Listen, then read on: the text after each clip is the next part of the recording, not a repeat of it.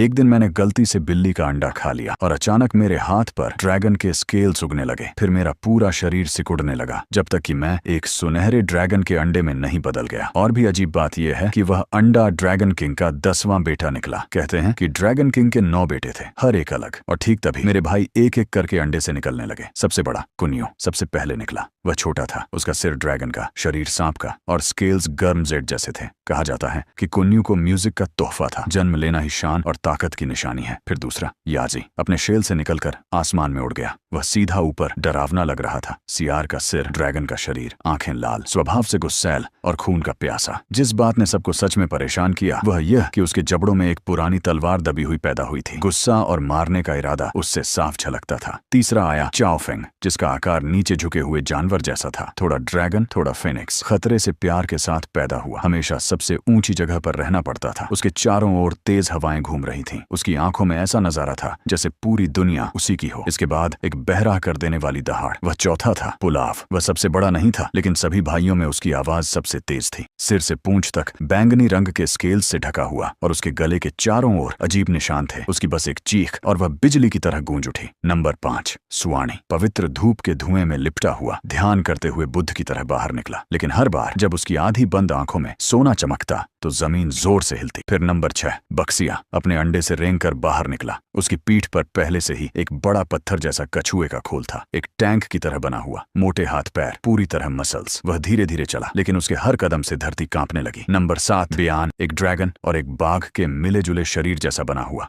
काली और सफेद धारीदार खाल जिससे अधिकार और न्याय झलकता था। नंबर 8 फूक्सी, सबसे ज्यादा एक असली ड्रैगन जैसा दिखता था। वह पहले से ही एक पत्थर के खंभे के चारों ओर कुंडलित होकर पैदा हुआ था, जिस पर पुराने रून्स खुदे हुए थे। उसके शरीर पर रून्स ऐसे लग रहे थे जैसे वह स्वर्ग और धरती के नियम पढ़ रहा हो। उसमें एक जानकार वाली वाइब थी जो आपको ड्रैगन में शायद ही कभी दिखे। नंबर 9 किवेन, लहरों के बीच से निकला। ड्रैगन का सिर, मछली का शरीर, भूखा पैदा हुआ। जैसे ही वह अंडे से निकला उसने एक बहुत बड़ा गहरी खाई जैसा मुंह खोला, जैसे वह दुनिया को निगलना चाहता हो। ड्रैगन किंग ने सभी 9 बेटों को अंडे से निकलते देखा। फिर उसकी नजर 10वें अंडे पर टिक गई और मैं अभी भी उस सख्त खोल के अंदर सिमटा हुआ था। मेरे सभी भाई यहाँ लेजेंडरी बन रहे थे। मैं 10वां बेटा किसी भी तरह पीछे नहीं रहने वाला था। मैंने उस खोल में अपना सब कुछ झोंक दिया और सिर से मारा। फिर क्रैक, खोल आखिरकार टूट गया। लेकिन इसके बाद जो हुआ ड्रैगन कबीले में किसी ने नहीं देखा। कोई सुनहरी रोशनी नहीं, कोई आसमानी संगीत नहीं, बस एक छोटा हरा कीड़ा जिसकी नाक बह रही थी। मैंने डर के मारे अपने शरीर को नीचे देखा। मुझे यकीन नहीं हो रहा था। मैं कुछ ड्रैगन स्केल्स वाला एक घोंघा था। एकदम सन्नाटा, हवा एकदम जम गई। मेरे पिता ड्रैगन किंग योजेन मेरे ऊपर मंडरा रहे थे। उनकी बड़ी बड़ी ड्रैगन आंखें जो उम्मीद से भरी थीं, डिनर प्लेट्स